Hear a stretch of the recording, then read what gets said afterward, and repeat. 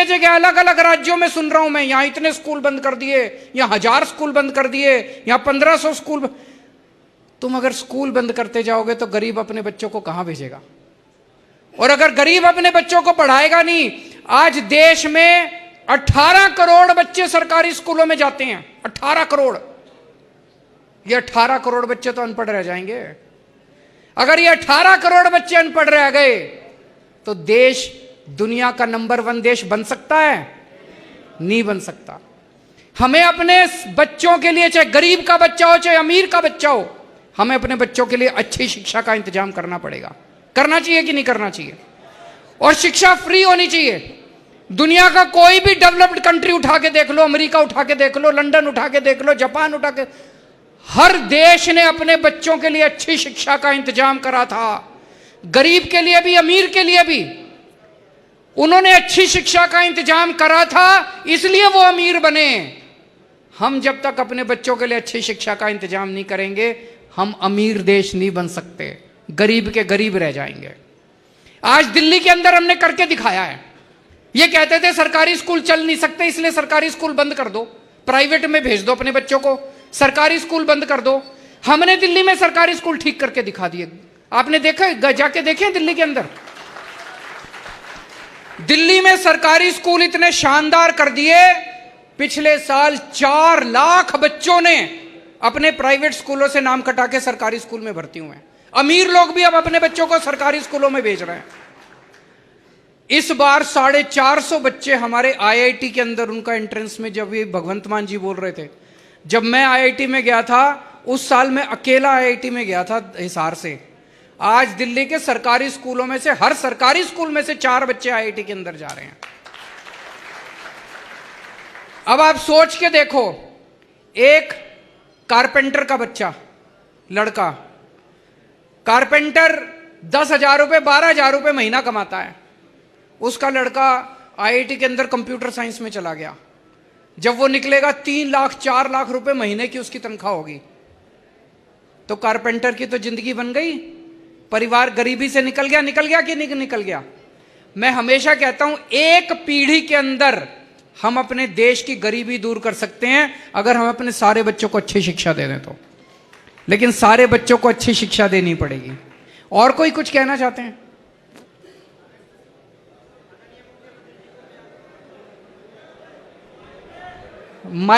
Mic देते जाओ जल्दी जल्दी। हेलो, नमस्ते सर। नमस्ते सर। सर किधर है? अच्छा, हाँ सर, मेरा नाम लोकेश है और मैं नजफगढ़ से हूँ। रोहतक एमडी यूनिवर्सिटी में मैं पढ़ाई करता हूँ। सर, मेरा सवाल आपसे ये रहेगा कि आप दिल्ली और पंजाब में बिजली पानी मुफ्त दे रहे हैं, जो कि लोगों की बेसिक नीड है, लेकिन सर हमारे देश में संसाधनों की कमी है और मैं पूछना चाहता हूँ कि आप बिजली पानी को आगे कैसे टैकल करेंगे। और इसके साथ साथ एक चीज़ और पूछना चाहता हूँ, मेक इंडिया नंबर 1 में बिजली पानी का क्या योगदान रहेगा? देखो, ये आजकल जो आप अखबारों में भी पढ़ते होंगे कि कुछ लोगों का कहना है कि बिजली फ्री क्यों दे रहे हो जी, पानी फ्री क्यों दे रहे हो।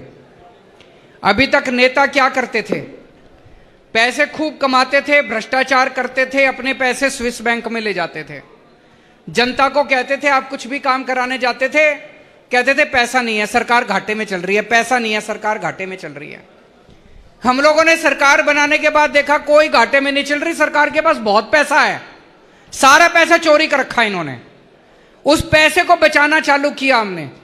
दिल्ली के अंदर हर काम में पैसा बचाते हैं और वो जो पैसा बचा उससे हमने गरीबों की बिजली मुफ्त कर दी, उससे हमने जनता का पानी मुफ्त कर दिया, लोगों के स्कूल बनवा दिए, अपने अस्पताल, खूब मोहल्ला क्लिनिक बनाया इन्होंने। 100 मोहल्ला क्लिनिक बना दिया अभी 5 महीने के अंदर, दवाइयां मुफ्त कर दी। आप जितने भी डेवलप्ड कंट्री उठा के देख लो, अभी मैं देख रहा था जर्मनी ने अपने सारे नागरिकों का पूरा ट्रैवल फ्री कर दिया। बड़े बड़े जितने, कई सारे देश ऐसे हैं जिन्होंने पूरी शिक्षा मुफ्त की हुई है अपने बच्चों की, कई सारे देश ऐसे हैं जिन्होंने पूरी स्वास्थ्य सेवाएं मुफ्त की हुई हैं अपनी, कई सारे देश ऐसे हैं जिन्होंने यात्रा मुफ्त की हुई है अपने लोगों की। तो आप मुफ्त तभी कर सकते हो जब आप ईमानदार सरकार चला रहे हो। जो सरकारें मुफ्त नहीं करती इसका मतलब उनकी नीयत खराब है, वो पैसे कमाना चाहती है, स्विस बैंकों में लेना चाहती है।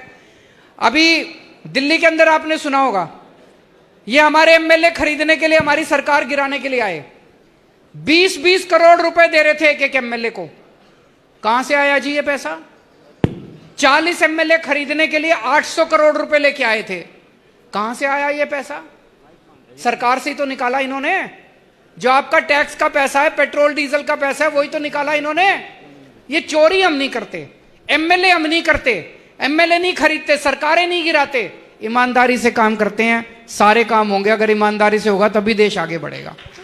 मैं एक बड़ा अच्छा क्वेश्चन है आपका कि बिजली फ्री कर दी, संसाधनों की कमी है। आपको जान के ताज्जुब होगा, ये बातें हमें अंदर जाके पता चलती हैं।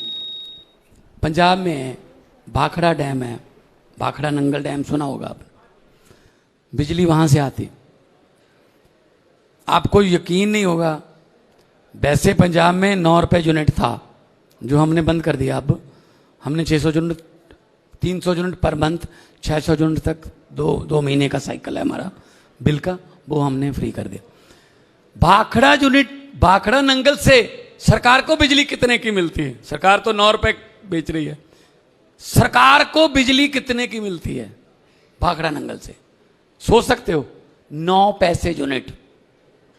9 पैसे यूनिट को टैक्स लगा के टैक्स लगा के ये टैक्स वो टैक्स ये टैक्स 9 रुपए कर देते हैं भाई साहब। और दूसरा, आप ये मत सोचना कि अगर कोई नीरव मोदी बैंक लूट के ले गया, अगर कोई विजय माल्या बैंक लूट के ले गया, वो तो बैंक को ले गया, हमारा क्या ले गया? भैया आपका पैसा ले गया भाई। हम कहेंगे टैक्स का पैसा, तो आप कहोगे हम तो टैक्स भरते नहीं हैं, हम तो टैक्स देते नहीं। क्यों नहीं देते? आप सुबह जगते हो, सबसे पहले माचिस, चाय बनानी है, माचिस की तीली जलाई, जा लाइटर जलाया, टैक्स शुरू, उसमें पत्ती डाली, टैक्स, उसमें चीनी डाली, टैक्स, उसमें दूध डाला, टैक्स, खाना खाने के लिए दही, टैक्स, आज तो दही भी टैक्स है, लस्सी पीने का दिल करता है, जीएसटी में लस्सी भी डाल दी मोदी जी ने, अभी मोबाइल फोन किया, टैक्स, मोटरसाइकिल स्टार्ट किया, डीजल पर टैक्स, घर पे आए फिर टैक्स, शाम को रात को सोते समय आप कहते हो शुक्र है अब कोई टैक्स नहीं, अब सो रहा हूं लाइट बंद करके, नहीं ऊपर पंखा चल रहा है भाई, टैक्स। आप तो टैक्स दे रहे हो 24 घंटे, आप तो सोते हुए भी टैक्स दे रहे हो, तो किसका पैसा फिर लेके गया? वो जो भी लूट के लेके गया, आपका पैसा लेके गया।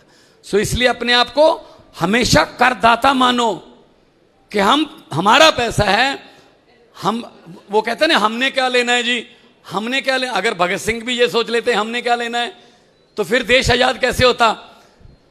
राजगुरु जी ने लिखा था, आखिरी, पहली और आखिरी लाइनें लिखी थी उन्होंने। राजगुरु जी ज्यादा लिखते नहीं थे, लेकिन उनको कहा गया भगत सिंह जी द्वारा और सुखदेव द्वारा कि कुछ तो लिखो। तो आखिरी दिन फांसी से आधा घंटा पहले 2 लाइनें लिखी थी राजगुरु जी ने, पूना के थे, हिंदी में 2 लाइनें लिखी थी कि हम भी जी सकते थे चुप रहकर, हम भी जी सकते थे चुप रहकर, हमें भी मां बाप ने पाला था दुख सहकर। ये बातें लिखी, आधे घंटे में फांसी हो गई।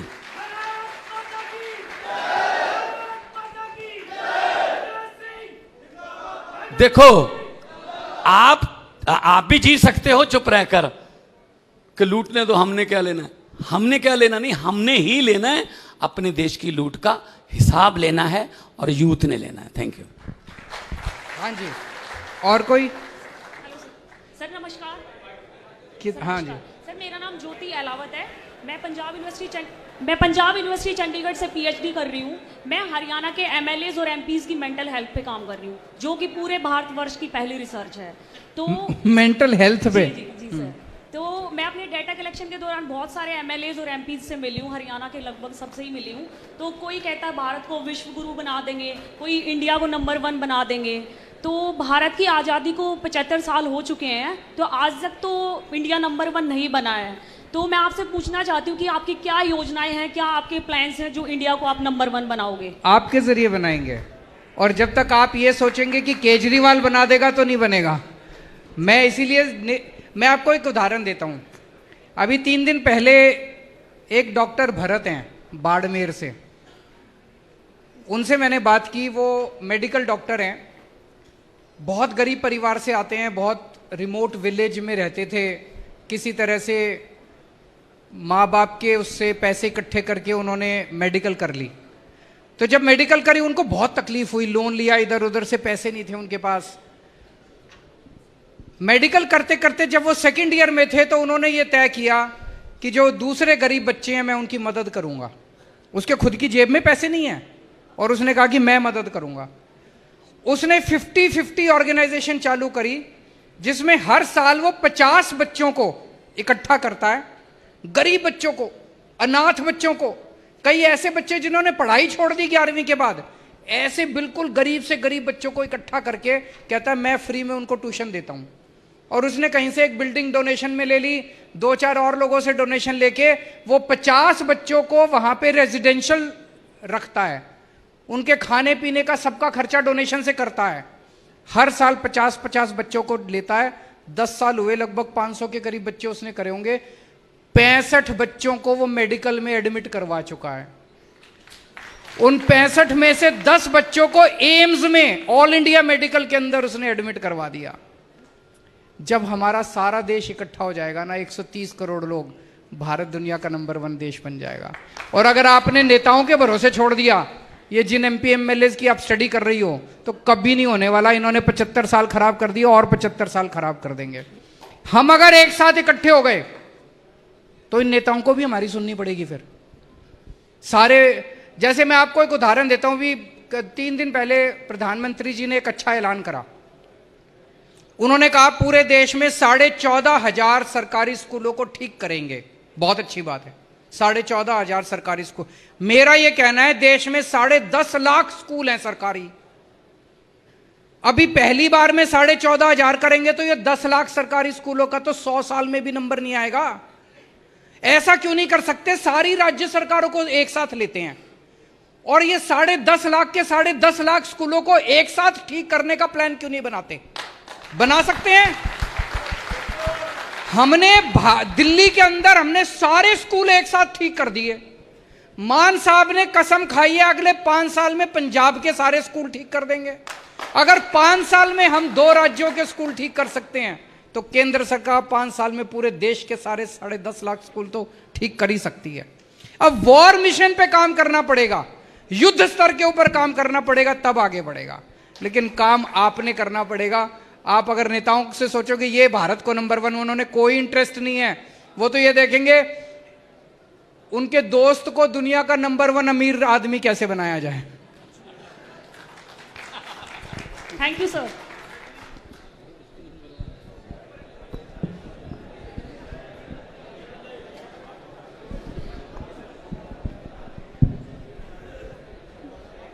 नमस्ते सर। कहाँ पे हैं? हाँ जी सर, जैसे कि हमारे इनकी हरियाणा में 105 स्कूल बंद हो चुके हैं, तो इसमें आगे शिक्षा कैसे बढ़ाई जाएगी? आप उसी स्कूल से हो किसी से? आप क्या क्या करते हो? गवर्नमेंट PG कॉलेज से सर। PG कॉलेज से। तो इनका प्रश्न है कि 105 स्कूल जो बंद हुए हैं, ये कहते हैं कि 105 स्कूल इसलिए बंद करे क्योंकि वहां पे बच्चे कम आते थे। बच्चे कम क्यों आते थे जी? बच्चे कम इसलिए आते थे क्योंकि उन्होंने स्कूल कबाड़ा कर दिया, सबने अपने बच्चे निकाल लिए। मैं चैलेंज करता हूं आज उन 105 स्कूलों में आप शिक्षा अच्छी कर दो, सारी फैसिलिटी दे दो, देखो बच्चे बढ़ जाएंगे। और अब इन्होंने हरियाणा में और उल्टा कर दिया कि आप अगर अपने बच्चों को प्राइवेट स्कूल में भेजोगे तो सरकार उनको सब्सिडी देगी, स्कूल वालों को सारी फीस देगी, 1100 रुपए 800 रुपए महीना आपकी। और अगर आप सरकारी स्कूल में भेजोगे तो 500 रुपए महीना आपको देने पड़ेंगे। कितने गरीब बच्चे हैं जिनके माँ बाप के पास 500 रुपए महीना देने को हैं? फिर तो लोगों को अपने बच्चों को निकालना ही पड़ेगा स्कूलों से। तो आज देश के अंदर जरूरत यह है कि सरकारी स्कूल और बहुत ज्यादा बढ़ाए जाएं और उनको भी अच्छा बनाया जाए, ना कि सरकारी स्कूलों को बंद किया जाए। इसके हम सख्त खिलाफ हैं। Thank you sir. आदरणीय मुख्यमंत्री जी को मेरा नमस्कार। नमस्कार। मेरा नाम प्रथम शर्मा है और मैं हिसार जिले का रहने वाला हूं। मेरे मत के अनुसार जब तक मेरे देश का युवा बेरोजगार है तब तक हम इंडिया नंबर 1 नहीं बन सकता। बिल्कुल बिल्कुल सही बोल और रहे हैं। हरियाणा प्रदेश में तो यह स्थिति और बेहतर हो गई है। हरियाणा प्रदेश में जो एम्प्लॉयमेंट रेट है वो 30% है। पूरे देश में एम्प्लॉयमेंट रेट 37% है। जी 37% है। तो आज तक कोई भी सरकार इस रेट को कम नहीं कर पाई है और यह दिन ब दिन बढ़ रहा है। कैसे बढ़े, कैसे ठीक होगा? या तो सरकार कुछ ऐसे योजनाएं लाए जिससे ये रोजगार बढ़ सकें, या फिर स्टार्टअप कंपनीज आए, या बाहर की कंपनियां, कुछ मल्टीनेशनल कंपनी भारत में आए ताकि रोजगार बढ़ सके। सारे काम करने पड़ेंगे। रोजगार कैसे मिल सकता है? बिल्कुल सही कहा। जब तक हमारे हर युवा के पास अच्छा रोजगार नहीं होगा, भारत नंबर 1 देश नहीं बन सकता। केवल भाषणबाजी रहे। गलत तो नहीं कह रहा? हर युवा के पास अच्छा रोजगार होना चाहिए। रोजगार अच्छा कैसे मिलेगा? कोई बताना चाहेगा रोजगार कैसे मिलेगा?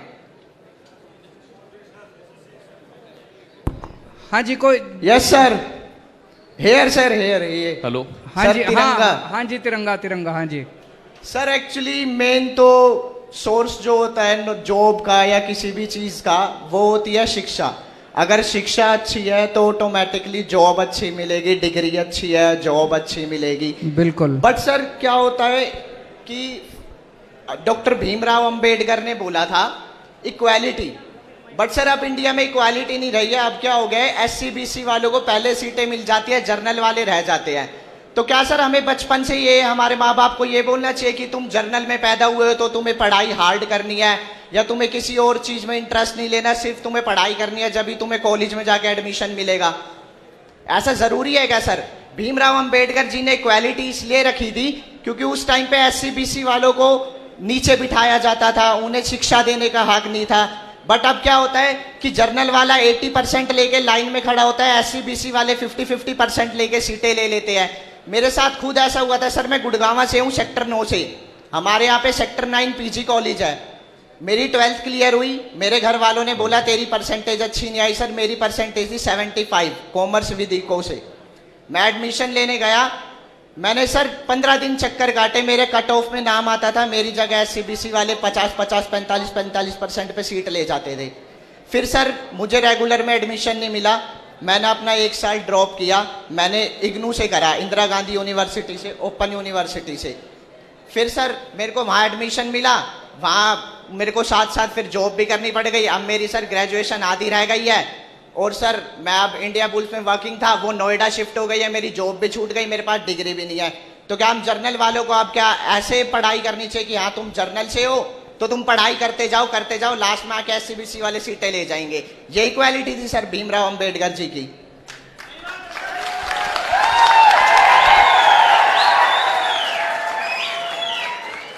एक तो ये अवधारणा कि आज SCs के साथ बुरा बर्ताव नहीं होता देश भर में, रोज हमें अलग अलग देश के कोने कोने से सुनने को मिलता है कि किस तरह से आज भी उनके साथ किस तरह से बहुत बुरा बर्ताव किया जाता है। सोशल उस पे मीडिया में भी कई सारे ऐसे वीडियो आते हैं, सोशल मीडिया पे ऐसे कई सारे देखने को मिलता है, पढ़ने को मिलता है। आप लोगों ने भी पढ़ा होगा कि देश के कोने कोने में किस तरह से आज भी 21वीं सदी, जैसे एक उदाहरण है, एक आईपीएस ऑफिसर था राजस्थान का। वो बता रहा था, बोला जी मैं आईपीएस में हो गया, मेरी शादी थी, शादी के वक्त उसके गांव के अंदर सारे इकट्ठे हो गए, बोले अगर तू घोड़ी पे चढ़ा तो देख लियो तेरे को घोड़ी पे नहीं चढ़ने देंगे। ये अभी कुछ 1 साल पहले की बात है। आईपीएस ऑफिसर SC समाज का, उसकी शादी थी, आईपीएस करने के बाद उसको घोड़ी पे नहीं चढ़ने दिया। बोला जी ये तो मैं आईपीएस था तो मैं सारी पुलिस मैंने इकट्ठी कर ली, पूरी गांव को छावनी बनाना पड़ा उसको घोड़ी पे चढ़ाने के लिए। आज भी हमारे देश के अंदर स्थिति काफी खराब है। तो पहली चीज तो मैं ये कहना चाहता हूं कि ये जो रिजर्वेशन किया गया वो इसलिए किया गया, जो सदियों से जो एक इनइक्वालिटी चली आ रही थी वो बराबरी का हक देने के लिए, ताकि सब बराबर उस पर आ सकें। दूसरी चीज, ये जो हमारी एक मेंटालिटी बन गई है, पढ़ने के बाद नौकरी, पढ़ने के बाद नौकरी, पढ़ने के बाद नौकरी, ये अंग्रेज जो सिस्टम छोड़ के गए थे, मैकॉले का सिस्टम था 1830 1840 के अंदर। मैकॉले ने अंग्रेजों ने एक ऐसा सिस्टम, पहले देश के अंदर कोई नौकरी नहीं ढूंढता था, सारे अपना अपना काम करते थे। ये मैकॉले एक सिस्टम बना के गया था कि बीए करोगे, बीकॉम करोगे, एलएलबी करोगे, फलाना करोगे, उसके बाद नौकरी चाहिए। सारे अंग्रेजों के पास नौकरी मांगने जाते थे, अंग्रेजों के यहां क्लर्क बन जाते थे हम सारे। 1947 में हमने एक बहुत बड़ी गलती करी, हमने देश का शिक्षा व्यवस्था हमने नहीं बदली। अंग्रेजों की शिक्षा व्यवस्था आज भी कायम है।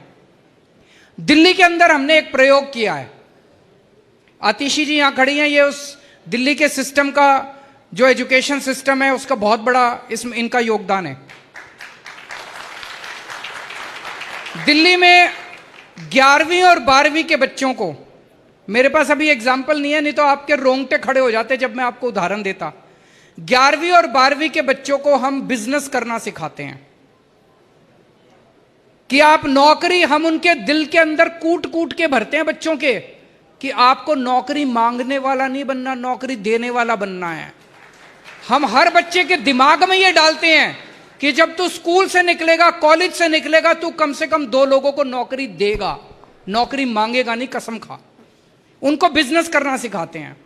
सरकार की तरफ से हर बच्चे को 2-2 हजार रुपए दिए जाते हैं, सरकार देती है 2-2 हजार रुपए, और उसको कहते हैं इससे बिजनेस कर। आपको लगेगा 2 हजार रुपए में क्या बिजनेस होता है, मेरे को भी शुरू शुरू में लगा, ये इन लोगों ने पूरा ये प्लान बनाया था। लेकिन अब जो नतीजे आ रहे हैं, 2 हजार रुपए इस बच्चे को मिले, 2 हजार इस बच्चे को, 2 हजार इस बच्चे को।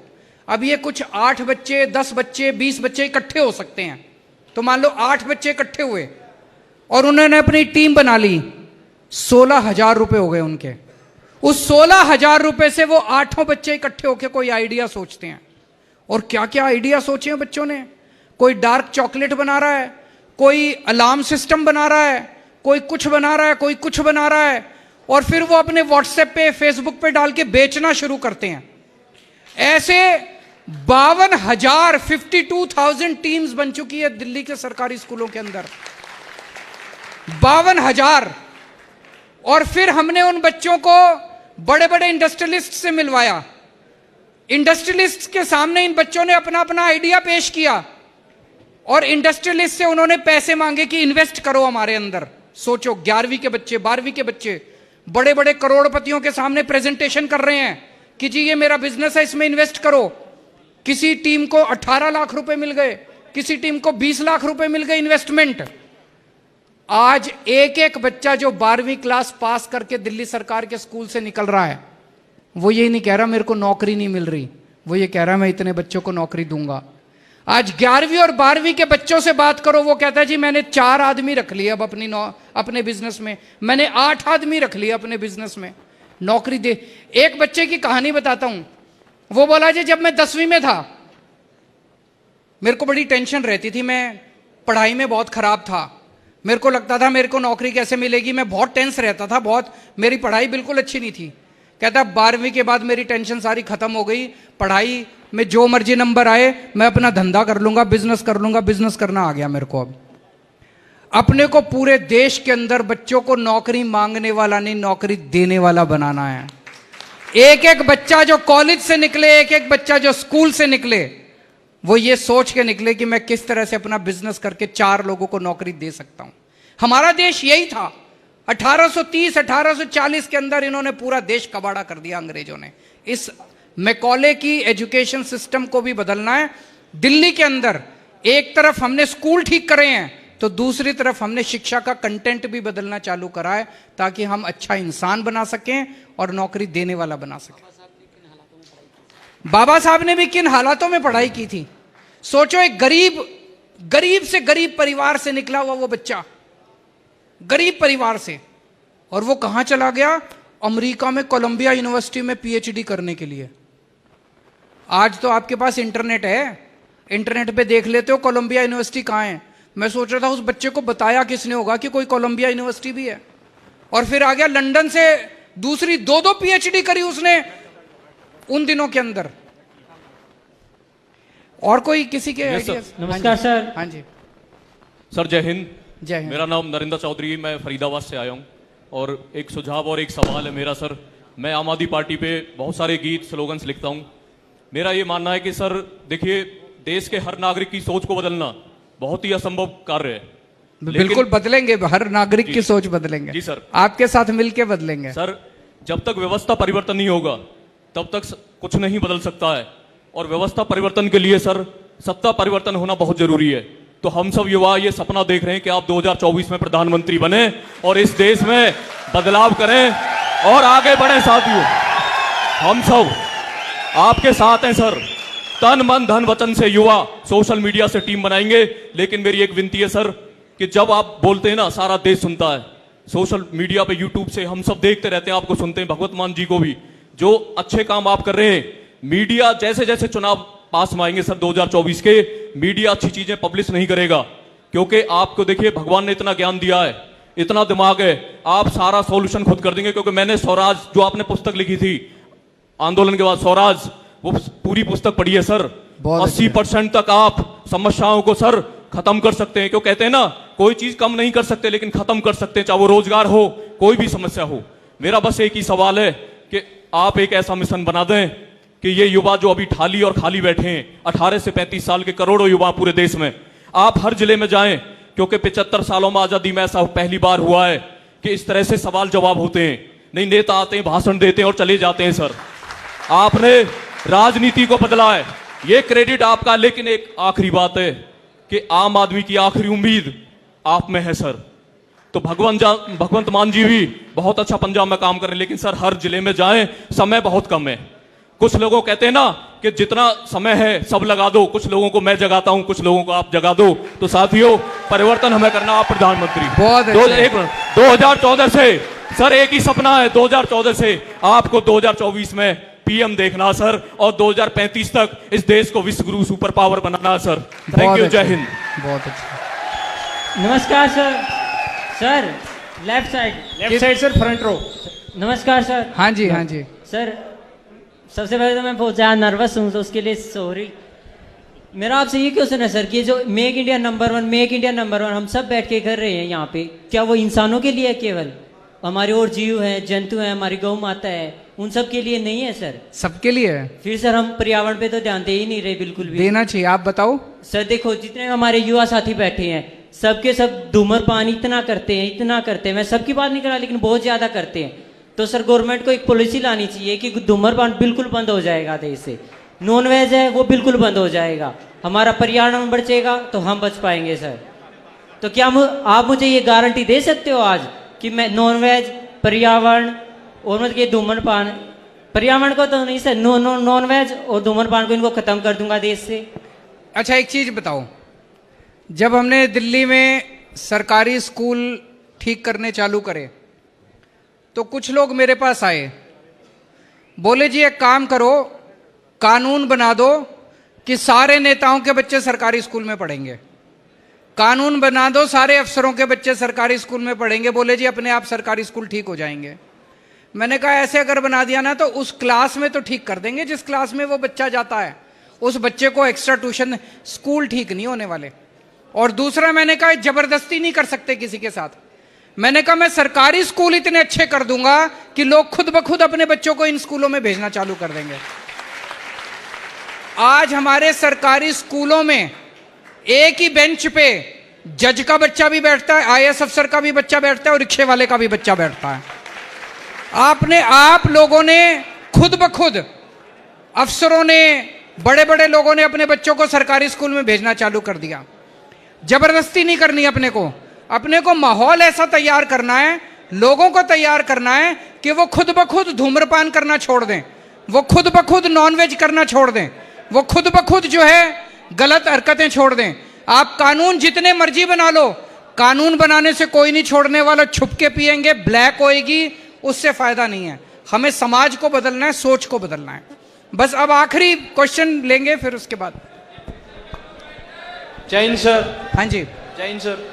सर मेरा नाम वासु है, मैं रोहतक से हूँ। हाँ जी सर, आपने एक मुहिम चलाई है मेक इंडिया नंबर 1 की। एक मिनट बैठ जाइए, बस 5 मिनट और, सब लोग बैठ जाओ,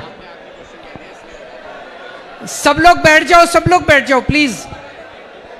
सर आपने मुहिम चलाई है मेक इंडिया नंबर 1 की, तो इसके तहत स्पोर्ट्स में हम नंबर 1 कैसे होंगे? देश में इतना भ्रष्टाचार है, उसकी वजह से स्पोर्ट्स में बच्चे आगे नहीं जा पा रहे। बिल्कुल सही कहा आपने। 130 करोड़ लोगों का देश है, और जब ओलंपिक्स की बात आती है तो गिने चुने अवार्ड आते हैं, उसी को हम सेलिब्रेट करते हैं। हमारे स्पोर्ट्स के अंदर इतना ज्यादा भ्रष्टाचार है, इतनी ज्यादा राजनीति है कि पूरा सिलेक्शन प्रोसेस गड़बड़ है। जिस तरह से भर्तियां होती हैं, जिस तरह से सिलेक्शन किया जाता है, वो सारी गड़बड़ है। 130 करोड़ लोगों के देश के अंदर हमें तो सारे मेडल जीत लेने चाहिए, ऐसा होना चाहिए। वो सिस्टम बन सकता है। अभी जैसे दिल्ली में हमने स्पोर्ट्स यूनिवर्सिटी बनाई है, उस स्पोर्ट्स यूनिवर्सिटी का मकसद ही ये है कि ज्यादा से ज्यादा ओलंपिक के अंदर मेडल जीत के लाना है। आप लोगों ने ट्रैफिक लाइट पे देखा होगा, छोटे छोटे बच्चे जब आपसे पैसे मांगने आते हैं, आप खिड़की नीचे कर देते हो, और आप देखते हो वो छोटे छोटे बच्चे कलाबाजी खाते हैं, वो सर्कल के अंदर से निकल जाते हैं, जिम्नास्टिक करते हैं। अगर इन्हीं बच्चों को पकड़ के आप ओलंपिक में जिम्नास्टिक्स में भेज दो, मुझे लगता है सारे गोल्ड वोल्ड सारे हम जीत जाएंगे। पर इनको बच्चों को सिलेक्शन कौन कराएगा? इनको कोई पूछता ही नहीं है। तो हमारे देश में टैलेंट तो बहुत है, लेकिन हमारे देश में वो टैलेंट जो है उसको रिकॉग्नाइज नहीं किया जाता। इस व्यवस्था को ठीक करना पड़ेगा। अब मैं मान साहब से कहता हूं अपने क्लोजिंग रिमार्क्स देंगे। स्पोर्ट्स की जहाँ तक बात है, बहुत अच्छा सवाल था।